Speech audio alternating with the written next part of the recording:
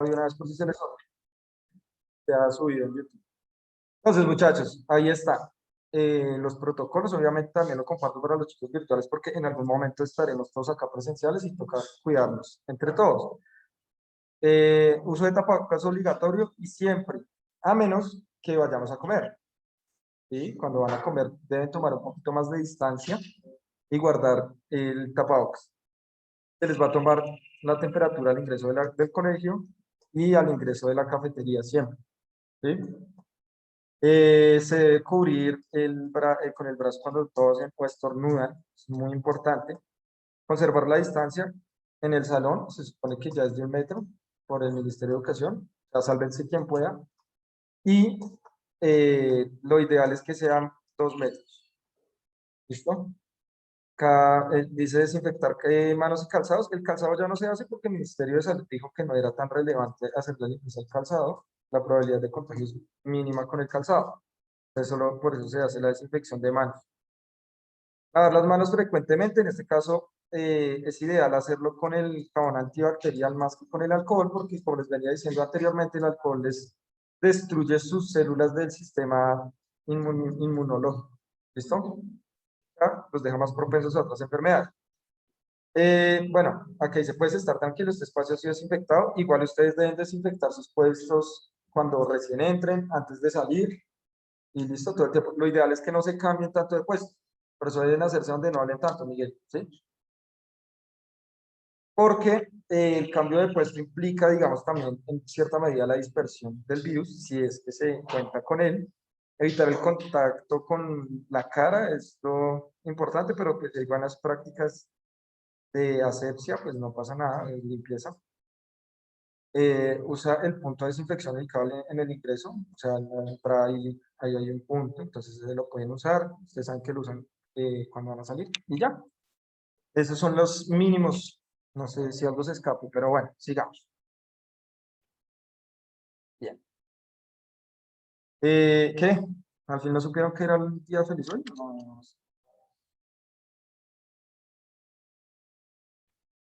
no, muy triste, muy triste. Perdieron un cena ahí gratis. Solo tenían que decir que hoy Maiden iba a anunciar su nuevo álbum, ya. Esa cara. Maiden va a anunciar su nuevo álbum, o sea, el día más importante del año. Ya. ¿Y quién es Maiden? Oye, no, pero es la persona, ¿no? Y como normal.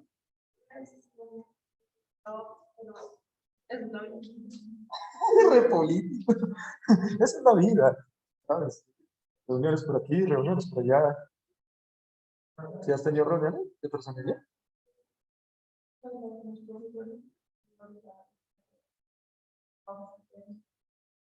¿Tú hiciste propuesta de Pride? Sí.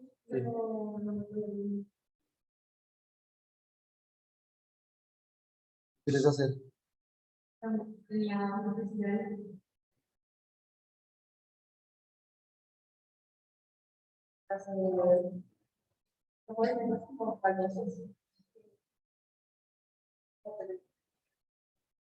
¿Todavía tienes el contacto? ¿Baila?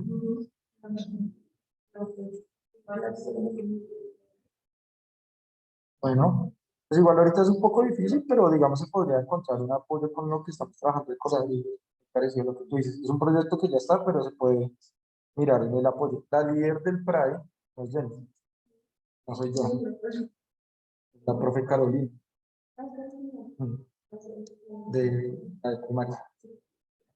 Es la líder de área. Pero si te sirven algunas cosas, si quieres, cuando sea la próxima mesa ambiental, yo pido el permiso y participas conmigo en la mesa ambiental, es a finales de julio. Y ahí hay buenas cosas que podemos sacar para el colegio. Bueno, ahora sí, ¿en qué habíamos quedado? Atina, acá nos codiamos el intelecto, papá. El intelecto, ¿en qué habíamos quedado en la clase anterior? Listo, Zapachito así, que la ciencia, que pim, pam, pum, nuevos métodos. Vimos la peste negra, ¿sí es cierto? Bueno, muchachos, entonces, resulta que cuando empiezan los procesos de revoluciones, ¿qué es una revolución?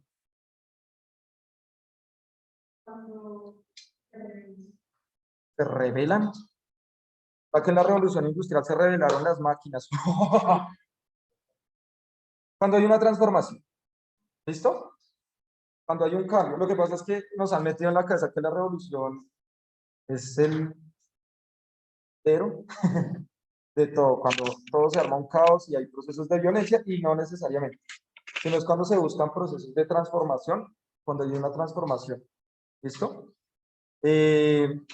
Entonces, la revolución industrial vino acompañada de muchas cosas. Ya habíamos hablado un poco de las revoluciones industriales, ¿cierto? ¿Sí, no? ¿Cuántas revoluciones industriales han existido hasta el día de hoy? 4 revoluciones industriales. Estamos en la cuarta. ¿Listo? Entonces, cuando nosotros estamos a veces, no sé si acá pase, espero que no, a nosotros nos enseñan como la revolución industrial. No se queda en la mente como que solo ha habido una revolución industrial y ya, no. Hay 4 revoluciones industriales y hay una relación directa, bueno, una teoría que se ha propuesto del origen del SARS-CoV-2 o del virus que genera la enfermedad COVID-19, es que se originó a partir de la red 5G, que tiene que ver con la cuarta revolución industrial. ¿Sí sabían eso? No habían escuchado esa teoría. Mejor dicho, todo el mundo está con la teoría del murciélago.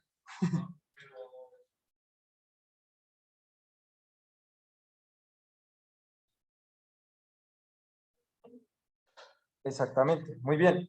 Entonces, miren que lo tecnológico actualmente, digamos, cuando empieza la era moderna, ¿cuándo se da la era moderna? Cuando cambia el mundo, pasa de la Edad Media, y bueno, está la Edad Media, después de la Edad Media viene un proceso que se llama el modernismo, después del modernismo viene la modernidad, después viene la posmodernidad, y ahorita estamos acá que no sabemos cómo se llama esta era. No se le ha determinado un nombre porque algunos dicen que ya pasó la posmodernidad, y el filósofo latinoamericano más importante que existe hoy en día, ¿cómo se llama? Muy bien, Mesa, Enrique Dussel. Enrique Dussel es el filósofo más importante de Latinoamérica, Enrique Dussel. Él dice que estamos en un proceso que se llama la transmodernidad. Digamos, ¿por qué estamos hablando de procesos sociales? Pues porque la tecnología actualmente se transforma a partir de las formas de necesidad, y más que de necesidad, de consumo de las personas. Tiene que generar dinámicas de consumo. ¿Sí? Es necesario producir el plástico para almacenar el gel antibacterial. Es necesario vender, digamos, ustedes miran en los supermercados, cuando empezó la pandemia y todo el mundo entró en cuarentena, ¿qué fue lo que más compraron? Papel higiénico, ¿no? O sea, como que, entonces, bueno, hey, ¿quién sabe qué pasaba? ¿No? Compré periódico, no gasten tanto. Eh, y eso empieza a generar unas dinámicas de consumo mucho más globales. Entonces, el alcohol no era tan caro. Ustedes seguramente compraban toallitas desinfectantes, etcétera, pero como aumenta la oferta, también la demanda. Entonces, eso hace que la industria aumente la producción, disminuyen los costos de producción, pero aumentan los precios de consumo. ¿Sí? Entonces, digamos que la economía, ¿qué es la economía? La relación entre personas. Bueno, eso es la política. La política es la forma de relación en términos de poder entre personas. Y obviamente la Pero, economía, profe, ¿dime? con ese poder no, o sea, no se relacionan con los recursos y eso así no Ahí forma va, como un ahí mercado. va. Exactamente. Obviamente la política y la economía van de la mano. La economía es una disciplina que busca comprender, administrar y regular los recursos y bienes de un Estado. Eso es lo que hace. Por eso hay diversos modelos económicos, principios económicos, lo que sea. ¿Listo? Pero resulta que nosotros tenemos un sistema a partir de esta época. ¿En qué año, de qué siglo fue la revolución industrial? La primera.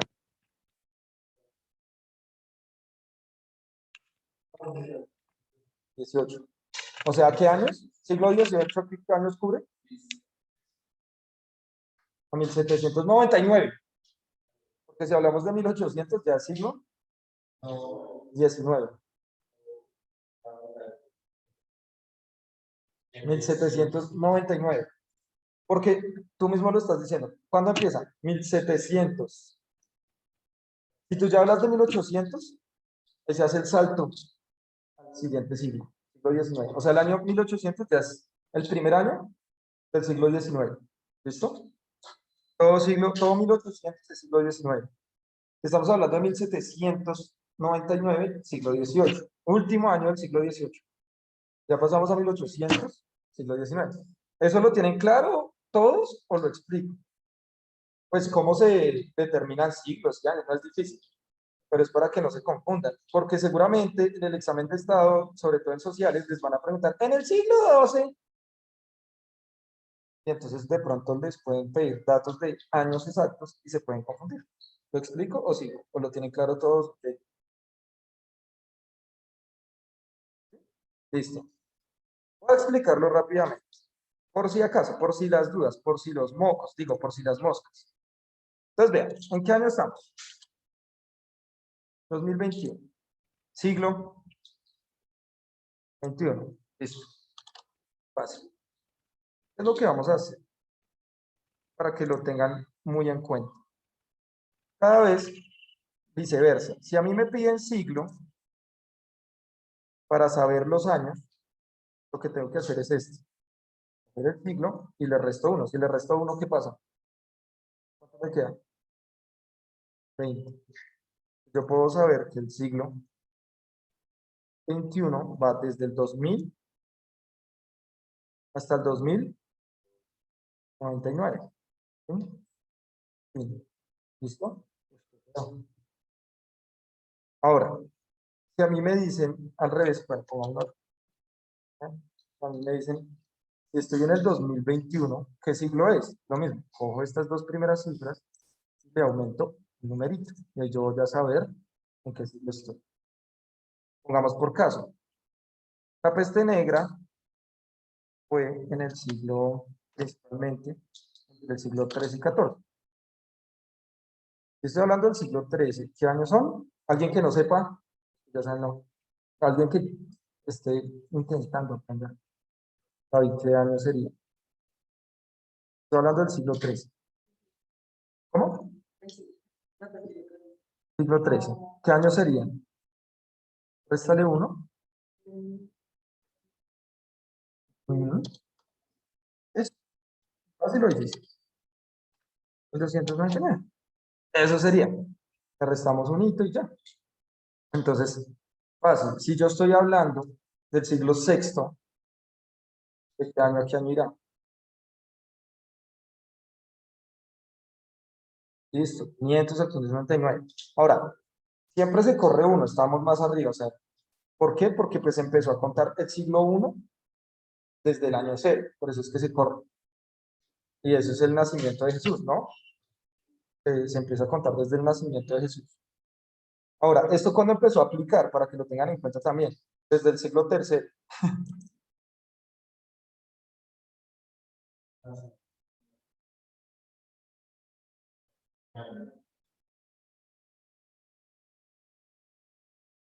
Sí, ese es el primer año, el uno, y es el siglo primero.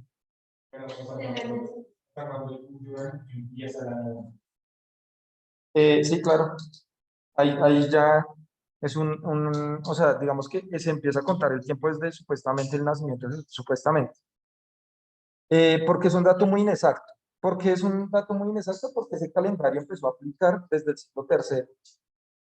¿Sí?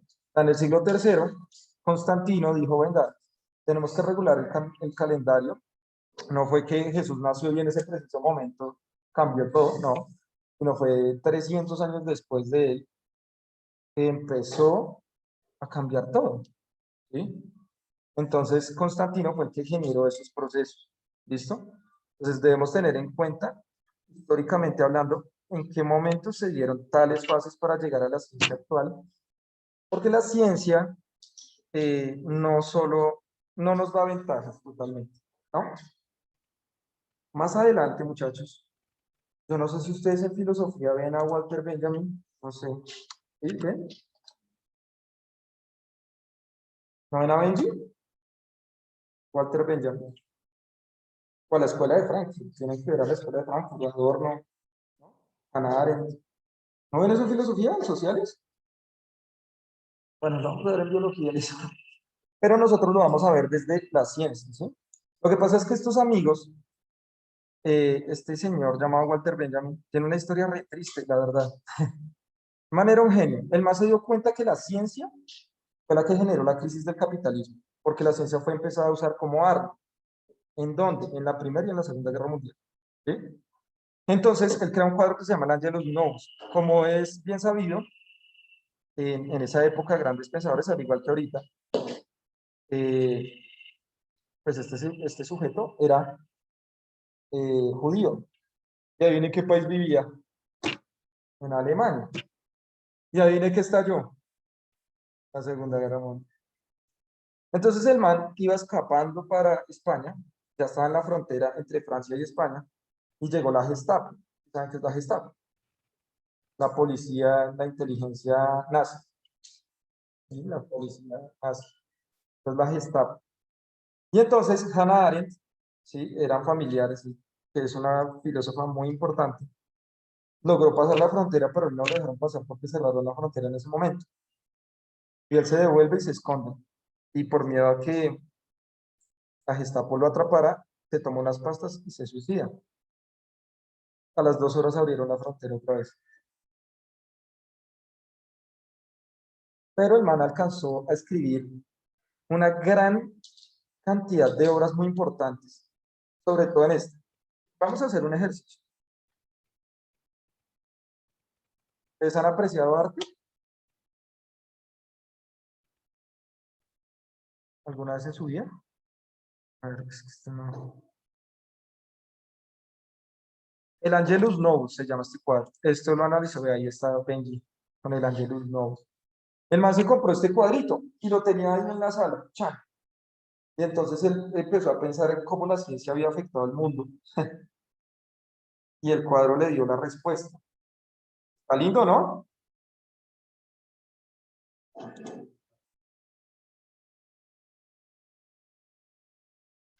Ustedes qué ven ahí. Y ya les digo el análisis, no mío, el de Walter Benjamin.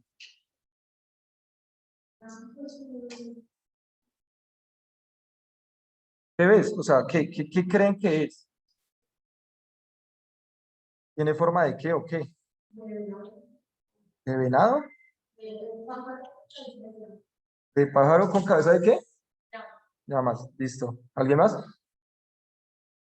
¿Qué más le ven? Listo. Más o menos va por ahí la cosa.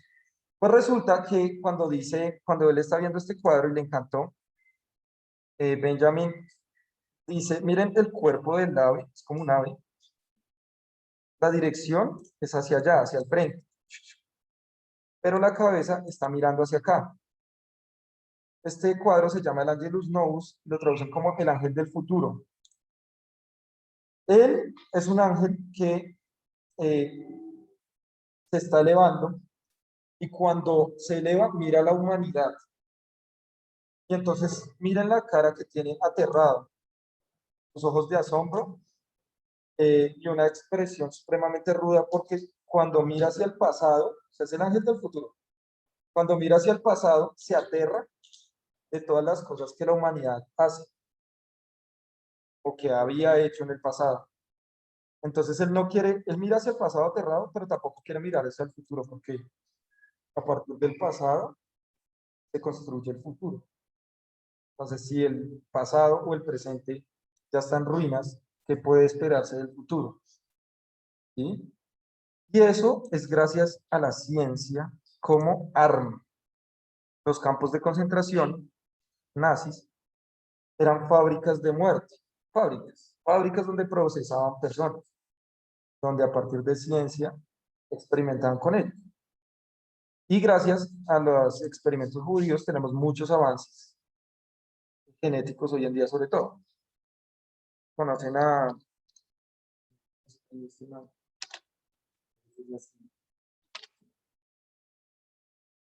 este man. ¿Sí? ¿Han escuchado el ángel de la muerte? ¿No? Sí. Este mancito, Mengele, dime, ¿no? Con los gemelos. El man, o sea, no podemos negar, o sea, podemos negar sus métodos, pero no la efectividad de sus avances, ¿sí? El man era muy buen científico en términos del método. ¿Mm? Entonces, digamos, por ejemplo, nosotros dos somos gemelos, ¿yo no? Y él cogía a los dos gemelos y los sentaba. Vale. Y a uno le empezaba a inyectar cosas en el cuerpo y a modificar para intentar cambiar los genes. ¿Qué quería hacer con los judíos? Volverlos con la fisionomía de los arios alemanes. ¿Sí? Entonces Mengele empezó a experimentar. Y ahora, ¿por qué digo riguroso en los métodos? Porque uno en la ciencia necesita un blanco, así se llama un blanco, o sea, una muestra pura que no se modifica. Cuando empiezo a modificar la otra, empiezo a hacer cambios y empiezo a notar cuáles son los cambios que se están dando. Eso fue lo que hizo, pero con humanos, con gemelos judíos.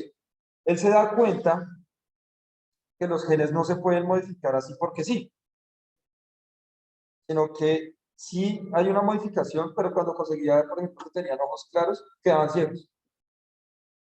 Cuando lograba declarar de pronto su piel, desarrollaban algún tumor o algún cáncer, etcétera, o morían a los pocos días. Entonces él se da cuenta que genéticamente sí se podían hacer algunas modificaciones, pero tocaba mirar más hacia adentro de la estructura celular para poder modificar. Por tanto, nosotros podemos decir que los campos de concentración se convirtieron en una gran medida en ciertas fábricas de muerte de experimentación científica. Pero también, digamos que los hornos donde metían a los judíos, también generaban formas de producción con los humanos. Pero no era lo único. Hay un texto muy bueno que es El hombre en busca de sentido de Víctor Frank. El man explica más o menos 7 campos de concentración de diferentes tipos. Entonces había uno donde ponían a la gente a recoger madera, había otros campos de cocina, habían otros de construcción, mejor dicho, para todos tenían función, ¿sí? Y todos tenían que trabajar porque eran esclavos realmente. Nosotros a veces imaginamos cuando uno ve películas como La vida es bella y todo eso, el pianista, bueno, el pianista no estuvo en campo de concentración, pero la familia sí. Y en muchas de estas películas, pues uno lo que ve es que ellos están ahí, en el campo de concentración y ya. Pero lo que hacían es generar procesos de explotación de estas personas, los explotaban. Y entonces vamos a ver qué fue lo que derivó en la Segunda Guerra Mundial. Yo ya les había dicho cuántas personas habían muerto en la Primera y Segunda Guerra Mundial, ¿no? ¿Cuántas? 70 millones, ¿sí o no? Que es la población de Ecuador y de Colombia actualmente, juntos.